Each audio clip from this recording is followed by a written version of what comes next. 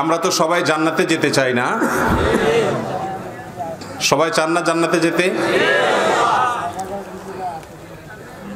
আমেরিকায় যেতে কে কে চান যদি সুযোগ থাকে? মুস্কি হাসি দিচ্ছে যুবকরা। স্বপ্নের জায়গা, তাই না? জান্নাতে যাওয়ার কথা বলছি, আওয়াজ অত জোরে হয় নাই। কিন্তু যদি এখন বলা হতো যে ডিবি লটারিটা বন্ধ হয়ে গেছে, কিন্তু আজকের মাহফিলে বিশেষ ব্যবস্থাপনায় এখান থেকে কিছু যুবককে আমেরিকায় নেওয়া হবে, কি বলেন? সব খুশি হয়ে গেছে মাশাআল্লাহ। জান্নাতের কথা বলার পরে এত খুশি লাগে নাই, আমেরিকার কথা বলে যত খুশি লাগছে।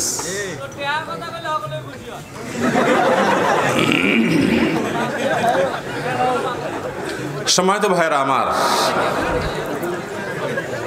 একজন ইমানদারের জীবনের চূড়ান্ত লক্ষ্য, চূড়ান্ত টার্গেট হলো জান্নাতে পৌঁছে যাওয়া, ঠিক না ঠিক?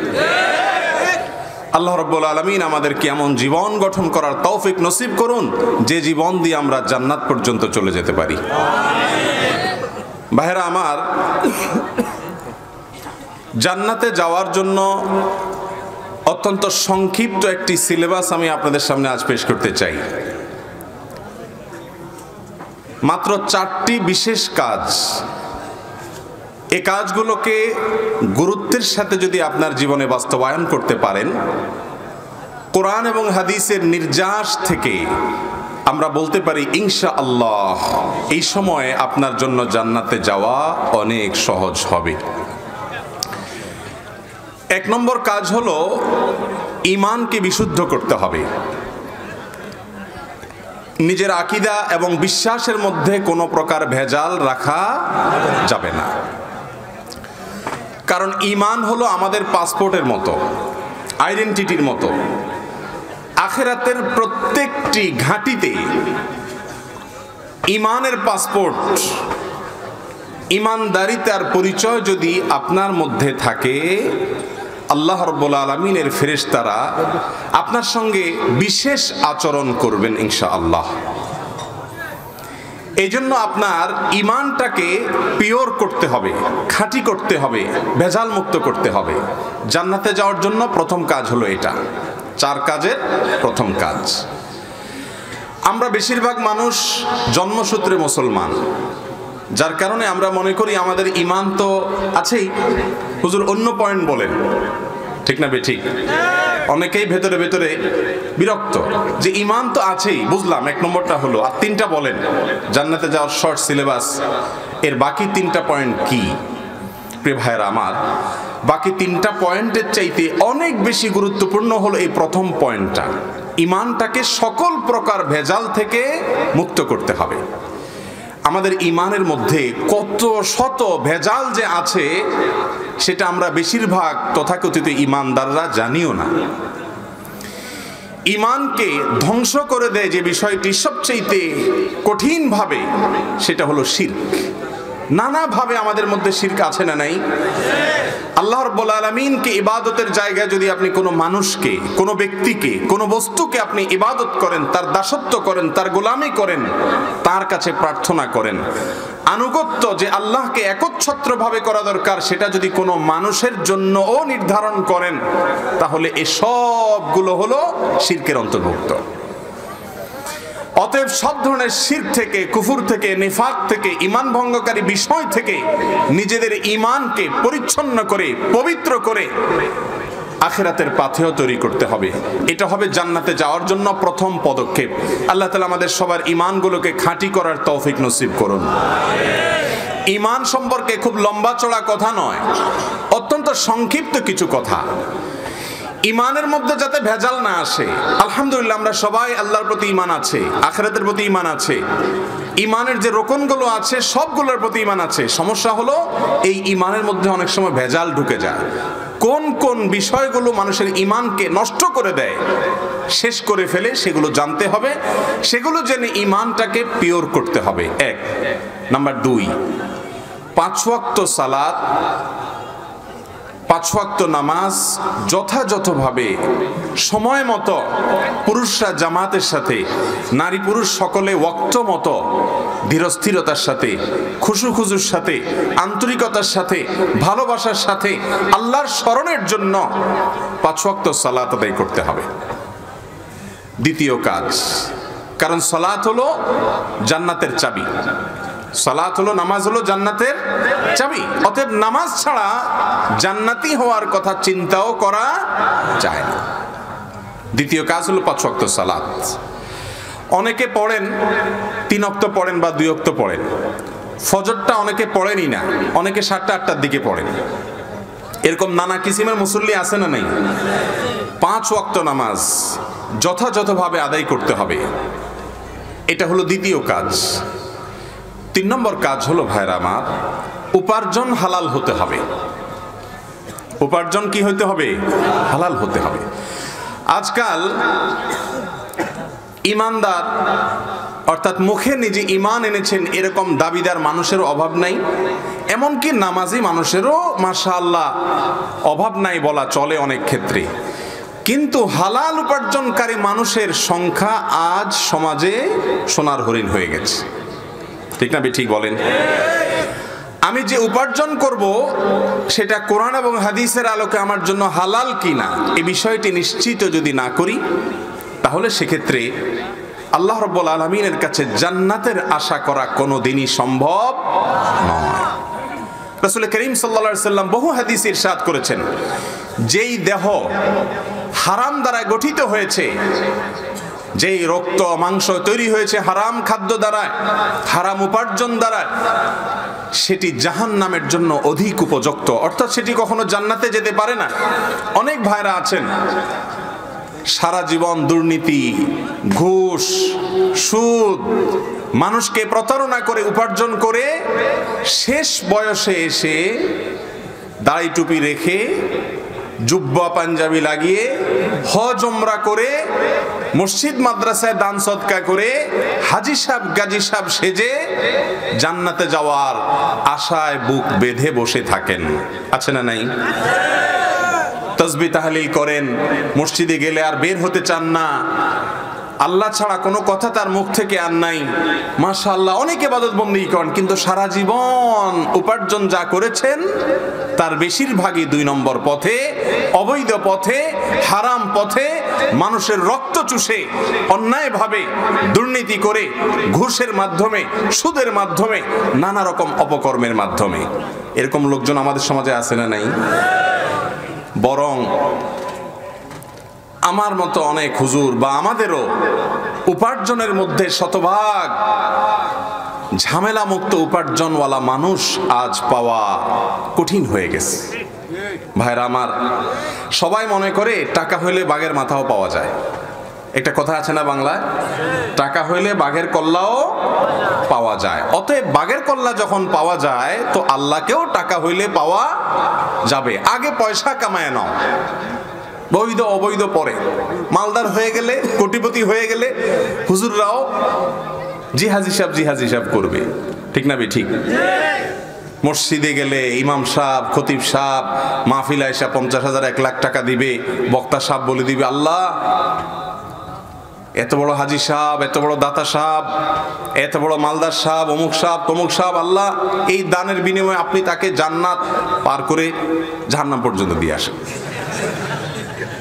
হুজুররাও দোয়া করতে, মানে জান্নাত পার করে যদি আর কিছু থাকে সেই পর্যন্ত দিয়ে আসতে চায়। ঠিক না ঠিক? অবৈধ উপার্জনকারী, মানুষের রক্ত চোষা, সুদ এবং ঘুষের মাধ্যমে অন্যায়ভাবে অন্যের অধিকার নষ্ট করে যারা উপার্জন করে সম্পদ আহরণ করেছেন, দুনিয়ার মানুষ আপনাকে বাহবা দিতে পারে, কিন্তু আমার মালিক আপনার ব্যাকগ্রাউন্ড জানেন কি জানেন না?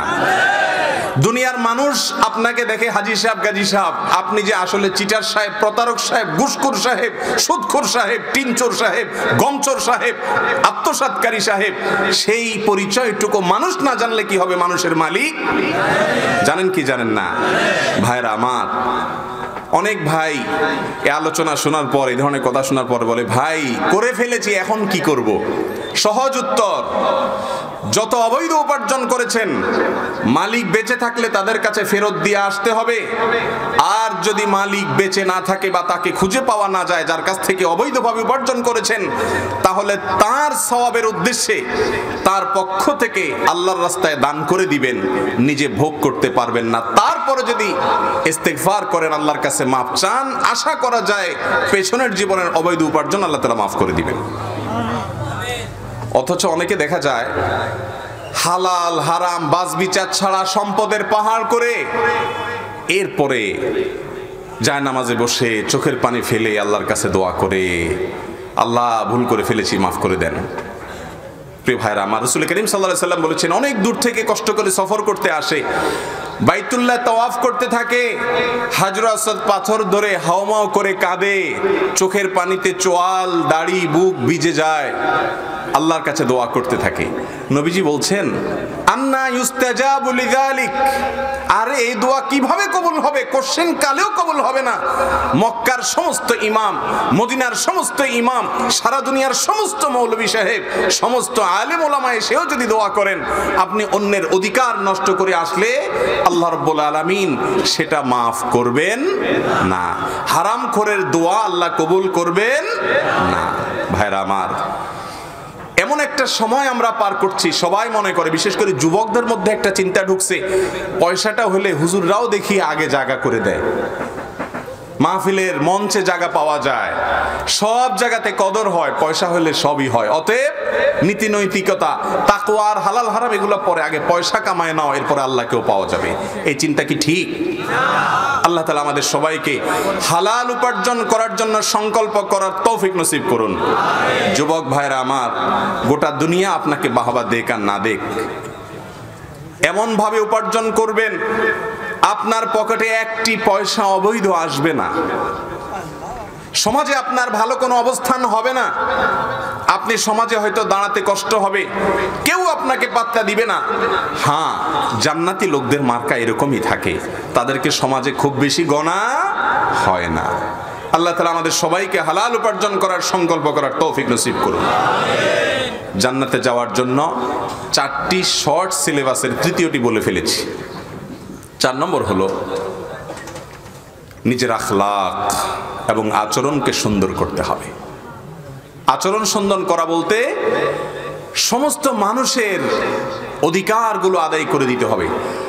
আমার দ্বারা কারো হক নষ্ট হবে না, কাউকে গালি দিলাম এটাও তার অধিকার নষ্ট করলাম, কারণ সে একজন মানুষ হিসেবে আমার সদ আচরণ পাওয়ার হকদার। কারোর সম্পত্তি আত্মসাৎ করব না, কাউকে গালমন্দ করব না, কারোর প্রতি জুলুম করব না, কারোর সামনে দুর্ব্যবহার কারোর সাথে করব না। এই সবগুলো থেকে বেঁচে থাকার নাম এক কথায় হলো নিজের আখলাক এবং আচরণকে সুন্দর করা। আজ মুসলমানদের মধ্যে এটারও বড় দুর্ভিক্ষ চলছে। লম্বা দাড়ি নিয়েও গালমন্দ করে, স্ত্রীর সাথে আচরণ খারাপ করে, অধীনস্থ লোকদের সাথে ব্যবহার খারাপ করে, রাস্তাঘাটে মানুষের সাথে ঝগড়া করে, আখলাক নষ্ট করে, আছে না নাই? ভাইরা আমার, কিছু কাজ আজকাল করা অনেক সহজ, আমি সেগুলো বলি নেই। যে 4টি পয়েন্টের কথা বললাম, এর প্রত্যেকটি পয়েন্ট আজকের এই প্রেক্ষিতে অন্তত আমাদের সামাজিক বাস্তবতা অন্তত মহাকঠিন। আপনি মনে করেছেন শর্ট সিলেবাস মাত্র 4টা কাজ, কিন্তু এই 4টা কাজ আপনার মধ্যে যদি আঞ্জাম দিতে পারেন, ইনশাআল্লাহ আপনি একজন আদর্শ মুসলমান হতে পারবেন। আল্লাহ তাআলা আমাদের সবাইকে সে আদর্শ মুসলমান হওয়ার তৌফিক নসিব করুন। ভাইরা আমার, আচরণ, আখলাক, ব্যবহার যার যত অমায়িক হবে সেই লোক তত বেশি জান্নাতের জন্য উপযুক্ত হবে ইনশাআল্লাহ। আমার কথা নয়, রাসূল করিম সাল্লাল্লাহু আলাইহি সাল্লামের কথা। তিনি ইরশাদ করেছেন, তাকে জিজ্ঞাসা করা হয়েছে যে সুইলান নবী সাল্লাল্লাহু আলাইহি সাল্লাম আন আকসারি মা ইউদখিলুন নাস আল জান্নাহ, মানুষকে বেশিরভাগ জান্নাতে নিবে কোন আমলে, কোন আমলটায় মানুষকে বেশিরভাগ মানুষকে বা বেশি সংখ্যক মানুষকে জান্নাতে নিবে? নবী সাল্লাল্লাহু আলাইহি সাল্লাম বলেছেন, তাকওয়াল্লাহ ওয়া হুসনুল খুলুক।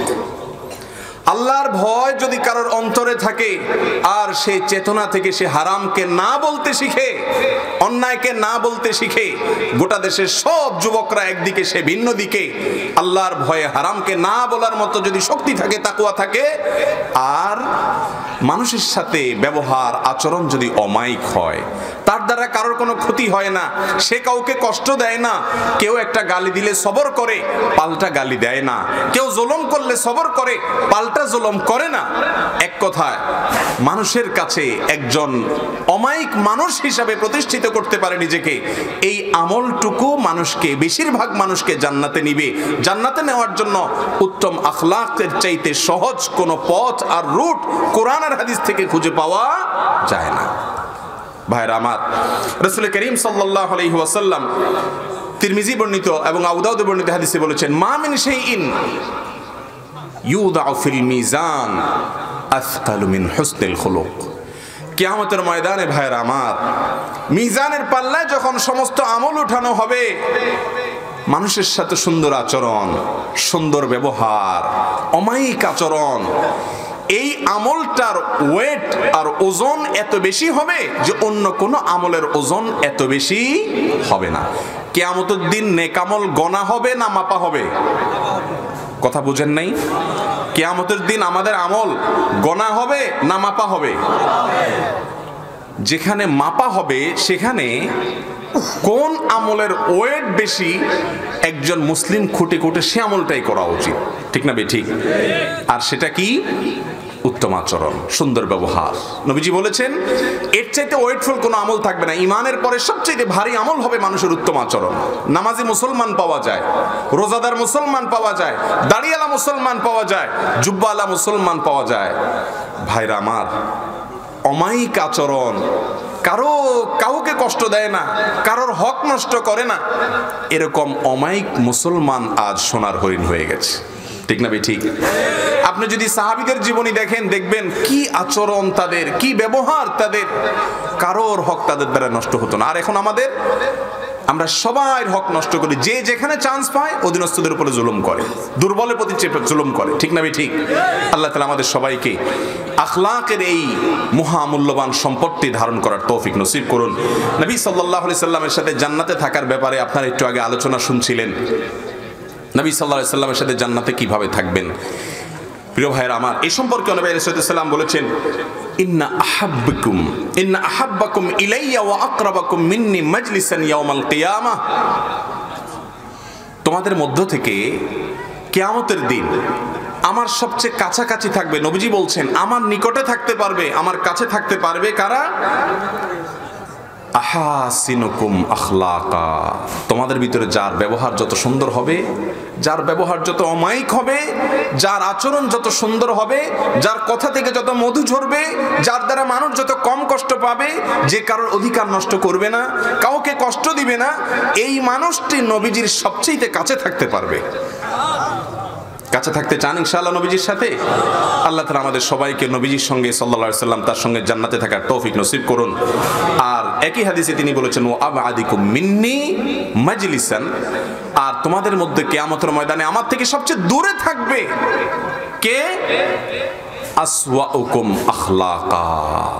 তোমাদের ভিতরে যার ব্যবহার সবচেয়ে খারাপ, যার যত খারাপ, সে নবীজি থেকে তত দূরে থাকবে। প্রিয় ভাইরা আমার, এক হাদিসে আসছে রাসূল করিম সাল্লাল্লাহু আলাইহি সাল্লাম বলেছেন, আনা যাইমুন বিবাইতিন ফি রাবদিল জান্নাহ। আমি ওই ব্যক্তির জন্য জান্নাতের সেন্টার পয়েন্টে, একেবারে মূল পয়েন্টে, সেন্টার পয়েন্টে জান্নাতের একটি প্রাসাদের দায়িত্ব নিচ্ছি। জিজ্ঞাসা করি, ইয়া রাসূলুল্লাহ, কে সেই ব্যক্তি? বললেন, যে ব্যক্তি তার সঙ্গে কেউ ঝগড়া করতে আসছে, তার সঙ্গে কেউ মামলা করতে আসছে, ভেজাল করতে আসছে, সে সত্যের উপরে থাকা সত্ত্বেও ঝগড়াকে এড়ায় চলে, নিজের আচরণ যাতে খারাপ না হয় সেজন্য ঝগড়া এড়ায় চলে। এই উত্তম আচরণকারী মানুষের জন্য নবীজি জান্নাতের গ্যারান্টি দিয়েছেন। নিজের আচরণকে সুন্দর করবেন তো ইনশাআল্লাহ? নিজের আচরণকে সুন্দর করার জন্য এক নম্বর করণীয় হলো, যে মানুষগুলোর অমায়িক আচরণ আছে তাদের সাথে উঠা বসা করবেন, তাদের কথা শুনবেন, তাদের সাথে চলাফেরা করবেন। ইয়া আইয়ুহাল্লাযীনা আমানুত্তাকুল্লাহ ওয়া কুনু মাআস সাদিকিন। সত্যবাদীদের সাথে, নেককারদের সাথে থাকতে হবে এক। আর আচরণকে সুন্দর করবার জন্য দ্বিতীয় কাজ হলো আল্লাহর কাছে দোয়া করতে হবে। তিরমিজিতে একটি দোয়া শিখিয়েছেন নবী সাল্লাল্লাহু আলাইহি ওয়াসাল্লাম, তিরমিজি বর্ণিত হাদিসে, আল্লাহুম্মা হদিনি লিআহসানিল আখলাক ওয়ালা ইয়াহদি লিআহসানিহা ইল্লা আনত ওয়াসরিফ আন্নি সাইয়্যাহা ওয়ালা ইয়াসরিফ আন্নি সাইয়্যাহা ইল্লা আনত। যার অর্থ হলো, হে আল্লাহ, আমার আচরণটা আপনি সুন্দর করে দেন। আল্লাহ, আমার ব্যবহারটা বড় খারাপ, মানুষের সাথে রাগ করে ফেলি, মানুষের সাথে খারাপ কথা বলে ফেলি, এরপরে আফসোস আসে। আল্লাহ, আমি যেন আখলাকটাকে সুন্দর করতে পারি। আল্লাহর কাছে দোয়া করবেন আখলাক সুন্দর হওয়ার জন্য। আল্লাহ, আমার আচরণ যেন খারাপ না হয়। আচরণ খারাপ হলে নবীজি সাল্লাল্লাহু আলাইহি সাল্লাম বলেছেন, যারা আচরণ খারাপকারী হবে তারা জাহান্নামী, আর যাদের আচরণ সুন্দর হবে তারা জান্নাতি। এবং শুধু জান্নাতি না, নবীজির সঙ্গে তারা থাকতে পারবে। আল্লাহ, আমার আখলাককে সুন্দর করে দেন। এজন্য দ্বিতীয় কাজ হলো আখলাক সুন্দর করার জন্য, আচরণ ভালো হওয়ার জন্য আল্লাহর কাছে দোয়া করবেন। তিন নম্বর কাজ হলো ভালো আচরণের উপকারিতা যেগুলো শুনলেন, আরো বহু আছে কোরআন হাদিসে, সেগুলো বেশি বেশি করে পড়বেন, জানবেন, আলোচনা করবেন। আর মন্দ আচরণের, খারাপ স্বভাবের, দুশ্চরিত্র, বাজে আচরণের যে পরিণতি আছে সেগুলোও জানবেন ইনশাআল্লাহ। তাহলে নিজের ভিতরে ভালো আখলাক আচরণ এটা সৃষ্টি করার আগ্রহ তৈরি হবে। আল্লাহ তাআলা আমাদের সবাইকে উত্তম আচরণকারীদের কাতারে শামিল হওয়ার তৌফিক নসিব করুন। আবারও বলছি, জান্নাতে যাওয়ার জন্য চারটি বিশেষ কাজ, এগুলোকে গুরুত্বের সাথে করবেন। ইসলামের অন্যান্য সমস্ত বিধিবিধানগুলো তো অবশ্যই মানতে হবে। এই যুগে বিশেষ করে এই চারটি কাজকে যদি আপনি খেয়াল করেন, কোরআন এবং হাদিস থেকে বোঝা যায় জান্নাতে যাওয়া আপনার জন্য অনেকখানি সহজ হবে ইনশাআল্লাহ। এক নম্বর, নিজের ঈমানকে বিশুদ্ধ করবেন, আকীদাকে খালেজ করবেন, ভেজাল মুক্ত করবেন, ঈমানটার একটু খোঁজ খবর নেবেন। দুই, 5 ওয়াক্ত সালাতকে যথাযথভাবে পুরুষরা জামাতের সাথে, নারী পুরুষ সকলে ওয়াক্ত মতে যথাসম্ভব তাড়াতাড়ি বলতে ওয়াক্ত হওয়ার শুরুর অংশে এবং ধীরস্থিরতার সাথে আদায় করবেন। 5 ওয়াক্ত নামাজ ছাড়বেন না জীবনে মরে গেলেও। নাম্বার 3, উপার্জন যা করবেন সেটা যেন শতভাগ হালাল হয়, হারাম উপার্জন থেকে বেঁচে থাকবেন। 4 নম্বর হলো নিজের আচরণটা সুন্দর করবেন। আল্লাহ তাআলা আমাকে, আপনাকে, আমাদের সবাইকে এই 4টি গুণ নিজের ভিতরে অর্জন করার এবং ধারণ করার তৌফিক নসিব করুন। জাযাকুমুল্লাহু খায়রা ওয়া আখিরু দাওয়ানা আনিল হামদুলিল্লাহি রাব্বিল আলামিন।